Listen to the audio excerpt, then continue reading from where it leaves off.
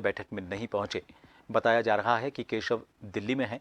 Cabinet ने 11 प्रस्तावों पर मोहर लगाई है। इसमें योगी सरकार ने किसानों को बड़ी सौगात दी है। यूपी के 2,63,00,000 से ज्यादा किसानों के लिए उत्तर प्रदेश एग्रीटेक नीति के तहत डिजिटल करने के लिए काम किया जाएगा। कृषि क्षेत्र में नई तकनीकी का प्रयोग कर कई चरणों में की जाने वाली खेती के उन्नत बनाने और सरकार की योजनाओं को किसानों तक पहुंचाने के लिए डिजिटल एग्रीकल्चर पॉलिसी लाई गई है, जिससे उत्पादन और उत्पादकता को मजबूती मिलेगी। और साथ ही एग्रीकल्चर सेवाओं में नई डिजिटल तकनीक के साथ ही आर्टिफिशियल इंटेलिजेंस, जीआईएस समेत तमाम कार्यक्रम चलाए जाएंगे।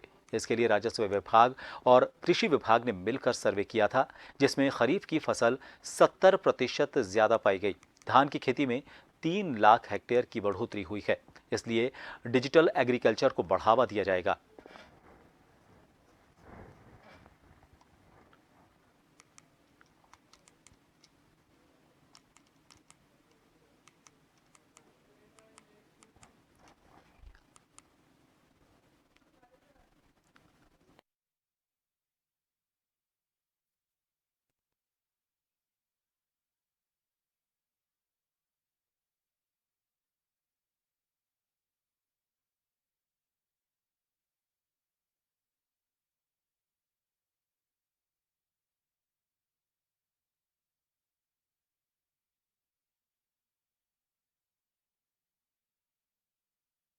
मौर्य को भी इसमें होना था, लेकिन वो दिल्ली में रहने की वजह से नहीं आ पाए। महत्वपूर्ण प्रस्तावों की बात करें तो 11 प्रस्तावों पर इस कैबिनेट की बैठक में मोहर लगाई गई। खासतौर पर किसान वर्ग के लिए इसमें बड़ी सौगात दी गई है। करीब 2,63,00,000 जो किसान हैं वो यूपी में हैं। इनके लिए उत्तर प्रदेश एग्रीटेक नीति की घोषणा की गई है। डिजिटल तकनीक और इसके साथ आर्टिफिशियल इंटेलिजेंस का किस तरह से इस्तेमाल किया जाए, सरकार की योजनाओं को किस तरह से इन तक पहुंचाया जाए ताकि इनकी आमदनी को दोगुना किया जा सके। पिछले कुछ सर्वे का भी जिक्र किया गया और यह बताया गया कि राजस्व विभाग और कृषि विभाग का जो सर्वे था उसमें इस तरह के नवाचार करके खरीफ की फसल जो है वो 70% ज़्यादा उत्पादित की गई।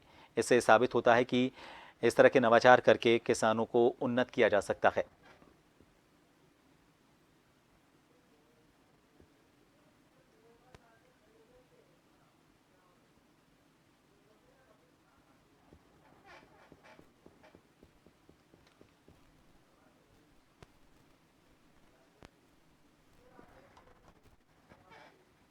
और उत्तर प्रदेश से हमारे संवाददाता राजन इस वक्त फोन लाइन पर बने हुए हैं। राजन, 11 ऐसे फैसले हैं जिनको कैबिनेट में मोहर लगाई गई है।